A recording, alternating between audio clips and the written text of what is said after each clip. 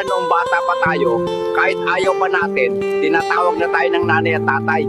Halika na, kumain na tayo sabay-sabay. Akala natin noon, simpleng hapunan lang, simpleng ulam, simpleng tawag, simpleng upo sa iisang mesa. Pero habang tumatanda tayo, doon natin unti-unting nauunawaan. Hindi pala pagkain ang gusto nilang pagsabayin.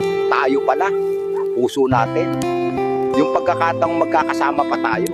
Dahil darating ang araw na may kanya-kanya na tayong buhay. Trabaho, sariling tahanan, sariling pamilyang aasikasuhin. At ang hapagkainan na dati ay maingay, unti-unti palang tatahimik. Kaya pala nila tayo pinipilit noon. Kasi darating ang araw na mamimiss natin ang mga upuang bakante, ang tawanan, yung simpleng tanong na, kumain ka na ba anak?